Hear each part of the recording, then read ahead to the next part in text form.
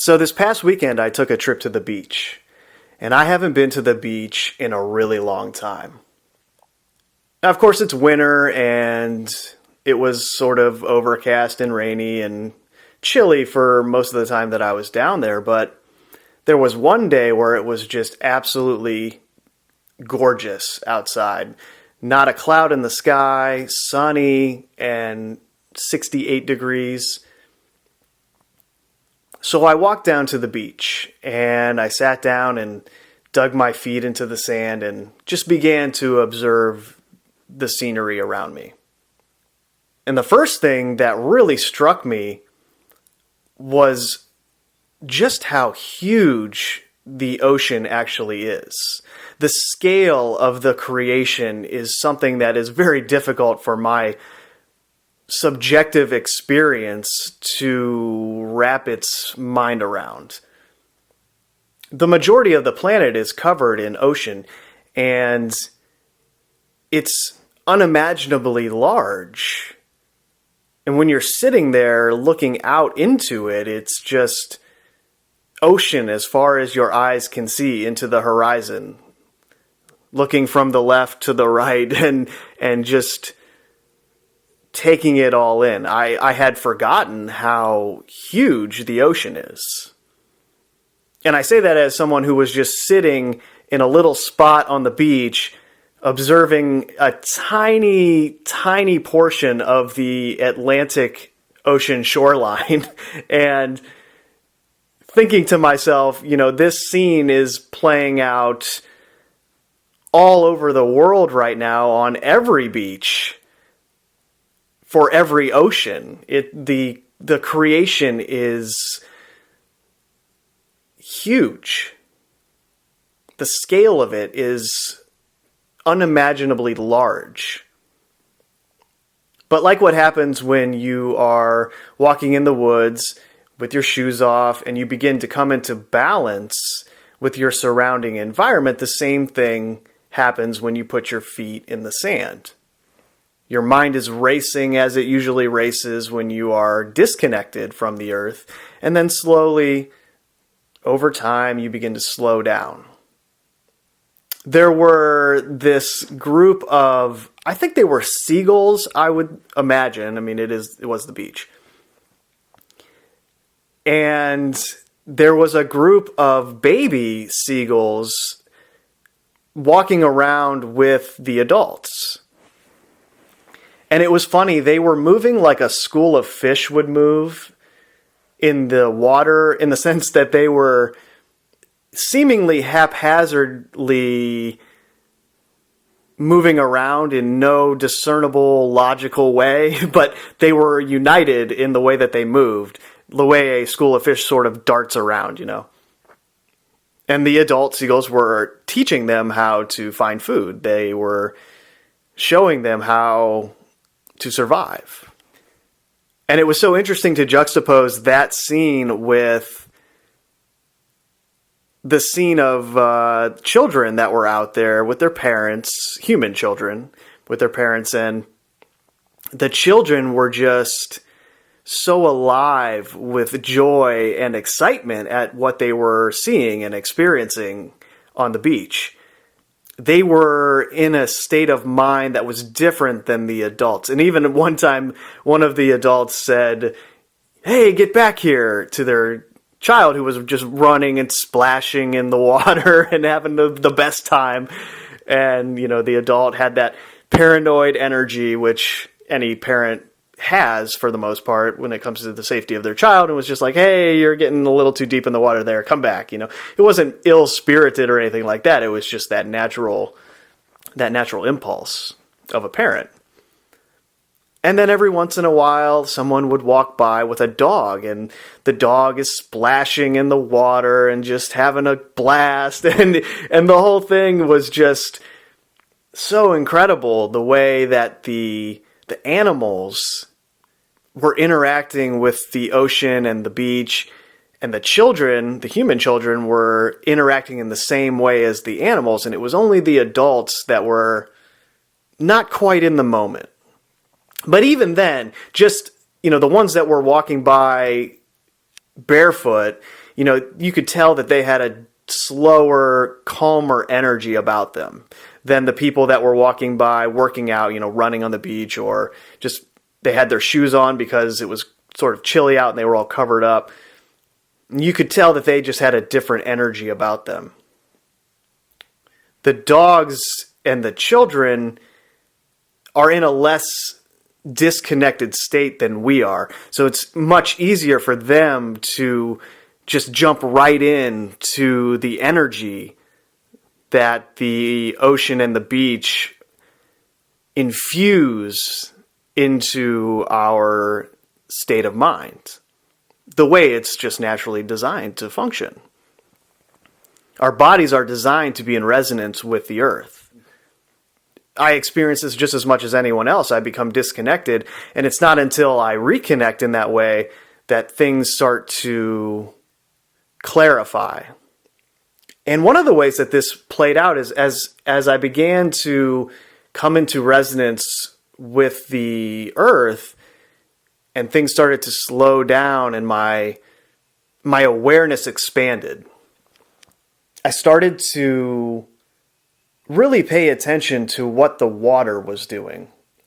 And it's like the ocean has its own pulse. And I'm probably not saying anything new or revolutionary here. This is just my observation of what was going on. It was like the ocean waves were a heartbeat. There was a rhythm to it.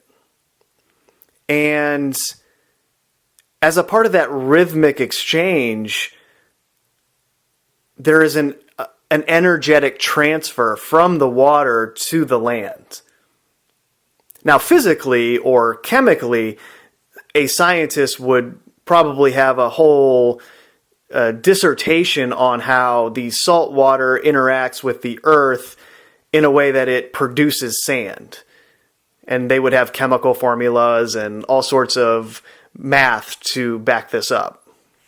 But just observing it from a perspective that doesn't take any of that structure into account, it was just this free-flowing process whereby the energetic pulse of the water was being transferred into the land, and then you put your feet directly onto that land that is receiving this energetic transfer, and it has a very meditative, healing effect on your mind and your body, because of course it's all one and the same thing.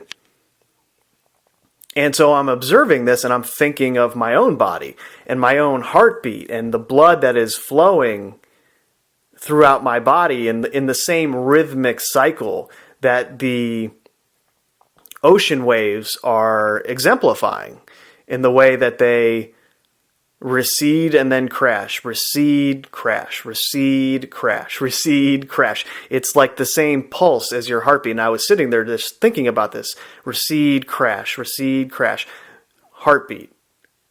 But-um,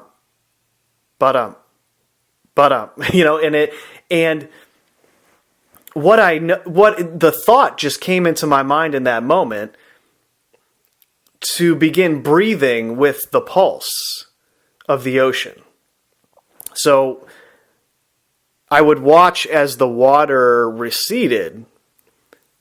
And if you can imagine, I'm sure everyone who's been to the beach knows what I'm talking about here, but just to put the image into your mind's eye, the water extends into the very edges of the wet sand where the dry sand begins, and then it recedes back in, and then another wave comes over and does the same thing, right? So I'm talking about that process where it recedes, and it just came into my being at that moment to breathe in when that water receded, and then breathe out when a wave then came and crashed over it again. So the water would recede, and then a wave would crash.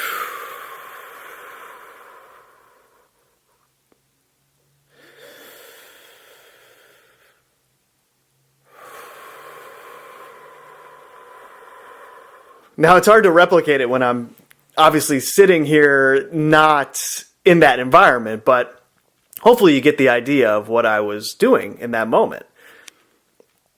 And this just took my awareness to a whole different place. It was as if my energy was merging with the ocean itself. And while before I was very aware of my surrounding environment and all the people who have their own little life, and it's so interesting to think of all the people that are walking past you or sitting near you, and just thinking about how, they have had their own life and they've had all of these experiences and met all of these people, and all the experiences that they had have shaped who they are, and yet they're just a total stranger to you. And in your insane, disconnected state, you would sit there and judge them for, silly things like what they're wearing or what they say, and it's such a silly thing. But anyway, all of that began to fade into a peripheral awareness. I still knew they were there, and it was all going on around me, but I sort of tuned away from it to the point where it was not necessarily audible. It was just background noise. It was so the sonic information coming from the waves and entraining my breathing with that process sort of melded my energy with the energy of the ocean in that moment. And it was just a very calming, amazing experience. And I won't go into any more detail than that, just in case you go to the beach and you want to try that out just to see what happens. I don't want to put any expectations in your mind about what will transpire in those moments. And again, this could be something that is well known that people do. I don't know. I had never heard anybody say that before, so I thought it was just interesting that my mind went to that place in that moment and just said, you know what, you should start breathing with this. And as that process unfolded, it was incredible. And then this got me thinking along the lines of the pulse and the heartbeat and the water. Why is the ocean and the beach such a wonderful experience? No matter what type of person you are, everybody loves going to the beach. And subconsciously, for people that aren't directly aware of it, it's because they are most likely disconnected from the earth their entire existence in everything that they do. They get up in the morning and they put their shoes on, they get in their car, they go do what they do, they have their shoes on all day, and then they come home with their shoes on and they're never barefoot on the earth. So they go to the beach and then everyone's just in a better mood, and they don't quite know why. They associate it with vacation, right? The way this system gives people vacations, that they can go, once a year somewhere, and then they associate that better feeling with the vacation and not with the fact that, no, you have your feet on the earth and you rarely do that. And that's why you feel so good at the end of the day. Plus you're absorbing all of this energy from the sun at the same time. You're probably not outside a lot. So the combination of all those factors puts people in a very good mood, and they don't necessarily know why that is, but it happens nonetheless. But anyway, as my biological energy, my bioelectric field began to merge into the ocean's energy, I started thinking even deeper about the heartbeat and what my own blood was doing, and the pulse in me and the pulse on the earth as exemplified by the ocean waves. And then I started thinking about my organs, right? Well, of course, they're called organs for a reason. They're musical instruments in a sense that are designed to play a tune that is rhythmically entrained with that of the earth's tune. And I think that people have, aside from just the general connection that people experience who are, for the large majority of their experience, disconnected from the earth, I think that the ocean has this effect on people because it's reminiscent of your time in the womb.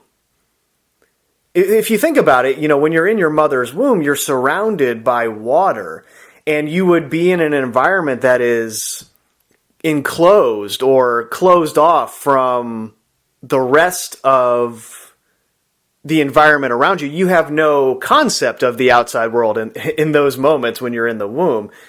And if you think about it, the baby, all they can really hear is their own heartbeat and their mother's heartbeat. And they hear the peripheral noise in a sort of muffled way. In other words, it was as I began that breathing exercise and I began to merge with the energy of the ocean, and everything else sort of filtered out into my peripheral sound decoding process, I think it was a recreation of the time in the womb, in a sense. The sound of the water and the waves crashing was reminiscent of that sound when you're in the womb and you're floating around in water, and it's that background noise of water and water moving around, and what it sounds like when it crashes against your skin. And then there's the whole heartbeat aspect to it, where you hear your heartbeat and your mother's heartbeat, and it's this pulse, this rhythm. And so when your energetic field merges with the ocean and the beach in that moment, it's as if you're recreating the conditions of you in the womb. And it's a very soothing experience for that reason. And I think that subconsciously plays into the equation as well, in addition to reconnecting disconnected humans when they put their feet in the sand and they get in the water and they're absorbing sunlight energy. There's also this recreation of the sounds of the womb if you're, not on a packed beach with a ton of people. And that's why the winter's a great time to go, because it was very chill. There was not a lot of people out. But I don't know. That's just something that I was toying around with in the moment and that I've reflected upon since then. So I could just be making that up, or, there could be nothing to that, but it was just I'm just sharing what transpired in that moment. And this got me thinking about the organs and how, of course, they were named that for a reason, because of the whole musical aspect of your biological energy rhythmically tuning into the energy of the earth. It's a symphony of sorts, right? And it's funny. I don't want to ruin the flow of this, but I just had Bittersweet Symphony pop in my head because I said symphony. And what are the lyrics to that song? It's a bittersweet symphony, this life. Try to make ends meet. You're a slave to money, then you die. Yeah. But that's a good thing to juxtapose with the energy that I'm talking about. That's the energy of the system. That is the depressive aspect that can overwhelm and consume you if you spend too much time in it and consuming its propaganda. That outlook is easily assimilated. And so that is one of the interesting aspects here is I did not bring a computer with me. Speaking about my internet addiction, I didn't bring a computer with me. I didn't have my phone with me. I didn't have anything with me. It was just me and my thoughts. And the last thing that I was thinking about in that moment was, I wonder what's going on YouTube. That was the last thought in my head.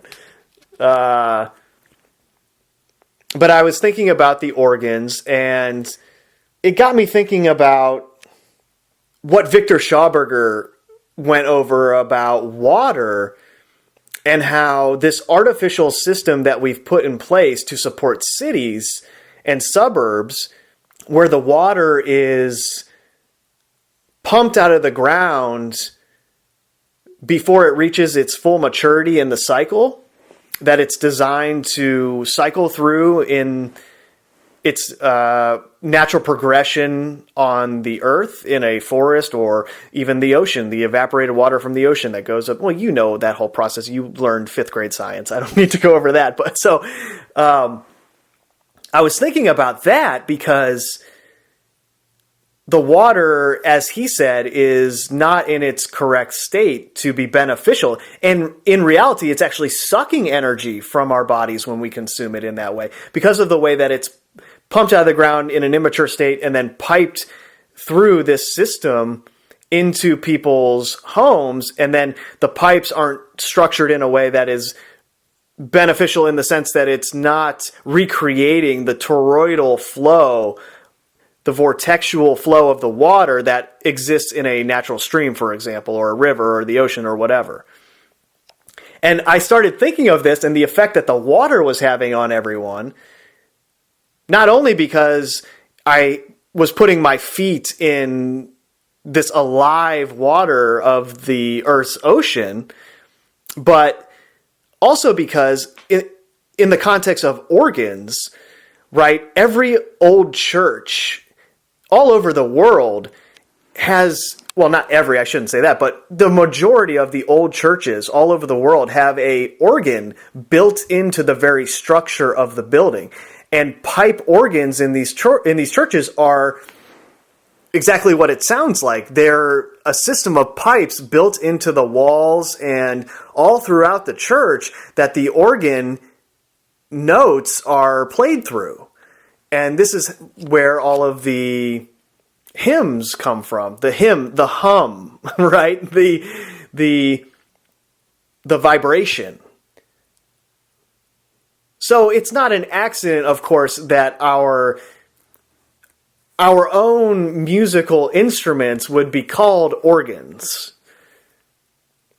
And it's likewise not an accident that in the churches they would structure sound in the same way that the water is structured to be not beneficial. And you can imagine where I'm going with how the churches are used to do the same thing that the water is doing to our bodies when you place it in the context of what the churches are doing to our energy and our minds. And and it's so funny, what do children learn to do on a beach? Well, a lot of them are making sand castles, taking the natural earth and structuring it into a building, and not just any building, a castle, which is subconsciously playing on our history as serfs to the royalty, the self-appointed kings and queens who rule over everyone by divine right, of course. And then there is the connection to the churches and the priest class. The whole thing is so interesting, the way that because that, of course, is what a church is. It's artificial structure. It's a building that is trying to speak for God. Can you imagine anything more ridiculous? And so what do? They put that pipe organ system in there that structures sound. And I'm sure it goes back to Pythagoras and the music of the spheres and the way that music was mathematically created into chords and progressions and notes and certain tunings. That is all artificial structure and a total limitation. So I have no doubt, even though I am by no means a musical expert, I know very little about the actual structure of music, so take all this with a grain of salt. But I know enough to know that it is entirely a mathematical creation that is ancient. And so you have that structure in the churches that is pumping this music through all of these pipes, pumping these sonic vibrations that are artificial in scale through the church. And then on top of that, everyone in the church is engaging in a chorus or of hymns or prayers that are repeated over and over and over again. And this goes back to what I was talking about, how the sonic information, if you repeat it enough times, it burrows into your subconscious memory and it produces that morphic field of energy that is your memories that then shapes the way you view the present moment and your future projections. and in that way controls your state of being and what you imagine to be possible. The whole idea of a church is artificial structure in every way. They take what I was experiencing in the moment on the beach, in tune with the ocean waves, breathing in as it receded and then breathing out as the wave crashed. My feet in the sand, the sun beaming its energy down to my skin cells. A state of mind that cannot be replicated when you have your shoes on, sitting in a wooden pew, listening to a priest repeat words over and over and over again and read from a book. You see, regardless of whether they took some of what you experience in that moment on the beach and put it in the book. Of course, they would have to do that to make it credible. Otherwise, no one would believe it. But in that moment, I was just thinking how the organs in our body are playing that tune as it's structured with the surrounding environment. But then when you go into an artificial environment like a church or a concert or a house with a Wi-Fi signal, that inner church, that inner symphony, the rhythm that the organs are all supposed to be entrained together with and flowing with, as dictated by the vortex beat of your heart and the way it's moving the blood and facilitating that movement throughout your entire body, that field of energy that's supposed to be created is then diluted and disconnected when you engage in all of these things that are a part of this system, you know? And even if you rearrange the word organ to groan, you see how the language, of course, is a part of the whole structure too. You know, you're repeating all of these phrases and words, and they have a subconscious effect that you're not aware of because the people that came up with the English language were brilliant in the way that they structured it to manipulate. When you're sitting on the beach and you're listening to that sonic information coming from the ocean waves, the crashing of the waves into the land, it's a natural symphony, you see. It's a natural hymn. It is what they are attempting to recreate artificially. I mean, look at what they call music today. At least on the radio stations, the stuff that gets played there. I mean, when you disconnect yourself from this thing for many days at a time, you forget just how jarring the artificial technology is. When you walk into an establishment and you hear a popular radio song and it's like somebody stabbing ice picks in your ears. What is this crap? Oh my gosh, you know? And it's the same thing every time I go to a place where there's a television and I hear the sounds coming out of the television. I'm like, oh my gosh, turn that off, you know? Even the place I was staying, I could hear televisions in other rooms, and it was just like, oh my gosh, this is terrible. Even the muffled version of it through walls, I can tell is just this mind control frequency being beamed out at people. And I was thinking back to the whole idea of the artificial scale of music and Pythagoras and the music of the spheres, because there is an episode of The Outer Limits titled Music of the Spheres. Now, you'll never believe the plot of this episode of The Outer Limits unless I tell it to you and confirm that I indeed have seen this and it's real. So the plot of this episode is that these, we'll call them scientists, astronomers, whatever they are, I can't remember. It's been a long time since I've seen the episode. They, in much the same way that it happens in the movie Contact, this grad student observes a signal that is of alien origin. And he starts listening to the signal, and then which is a vibration, a beat, a hymn, whatever you want to call it. So he starts listening to this signal, and then he records it and he gives it out to his sister, I believe. And then his sister is playing it for a bunch of her high school friends, and they all become entrained by this signal and they love it. Well, later in the episode, they find out that this signal is causing the people that are exposed to it to physically transform, and they don't know why. And it's like a hardcore transformation where they're developing like a crystalline structure on their skin, and they're shiny. They're developing a totally new body, as it were. And eventually, it comes out in the episode that the reason this is happening is because the sun is undergoing a transformation. And this signal was from an alien race that knew this was going to happen. And so they sent it to planet Earth for the people to listen to and transform their physical DNA structure to evolve into this new physical being. Because, as they say in the episode, if they did not do this, no one would have been able to survive the energy of the new transformed sun.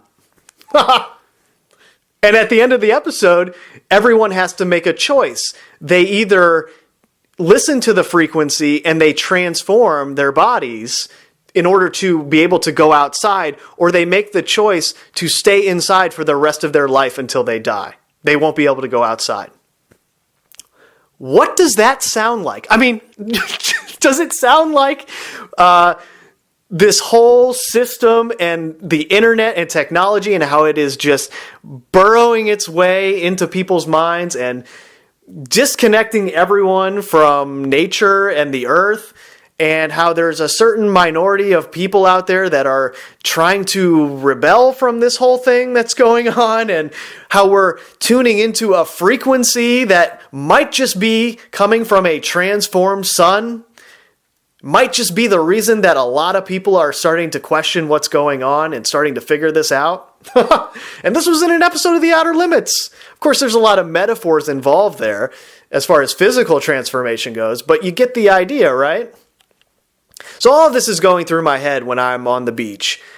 And of course, it's hard to translate what was going on. It's not like this was all some linear thing. It was all just happening in real time, and it was one realization after another in that moment. And then eventually you just sort of come back into awareness of your surrounding environment, and then you're just in the most relaxed, chilled out state, and just observing everyone and observing the creation, and just in this state of awe and contemplation and appreciation. You're flowing. The flow in you, both the literal physical flow of your blood and your heartbeat, is entrained with the flow and heartbeat of the earth as seen through the ocean's waves. Breathing in as it recedes, breathing out as the wave crashes. And I use the word entrain speaking about what I was just speaking about, because that's what all of the technology does. The combination of the visual imagery and the sonic sound wave information entrains your brain. It puts your brain into a different state, a different resonance. That's what the television does. That's what the radio stations do. That's what the internet does. Whether you realize it or not. Now, the internet is less offensive in that way just because you're not observing blatant propaganda in the same way that they can do it through the television and the radio. But subliminally and subconsciously, that influence is still there. No question about it. It's just more subtle. So obviously, if you have to choose an addiction, that would be the one to choose. Because you can actually, if you're going to subject yourself to that subconscious influence, at least you can pick up information that will benefit you along the way, Or that's me, the internet junkie, justifying my addiction in the many ways that I do that. So, make of that what you will. But yeah, that's just is just allowing myself to melt into the energy of the earth, allowing my energetic structure to reconstruct itself to form its own church in resonance with the earth itself. So if you're ever at the beach, taking in the awe-inspiring scale of the creation, and you have your feet in the sand and the sun's beating down on you, and you're just looking out into the vastness of the ocean, listening to the waves crash, recede, crash, recede, crash.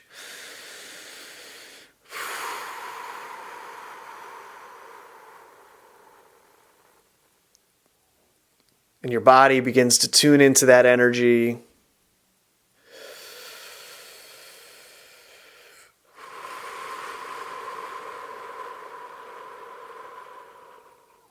And everything slows down, and you're reminded of what it must have been like to be in the womb, about the most innocent time of your entire existence, before any of the programming is overtly put into your being and your awareness. Even though you are, of course, picking up things from your mother, but you're reminded of that peaceful time. Your organs are playing the tune that they were designed to play. They're in rhythm with the earth. And you see in that moment the disconnected, insane structure of everything around you that isn't what you're experiencing in that moment. You realize the beauty of the creation in that moment. And although it's something that you can't necessarily hold on to as you go back into your normal routine, it's something that you always have to try to remember. And that's the main reason I'm putting this recording out for myself as much as anyone else, because I want to remember this and I want to be able to go back to it. Whenever something happens where you think that you're depressed, or you think that you're just going to give up because this whole thing is just too much, go back to that moment. Breathing in with the recession of the wave. Breathing out with the crashing of the wave.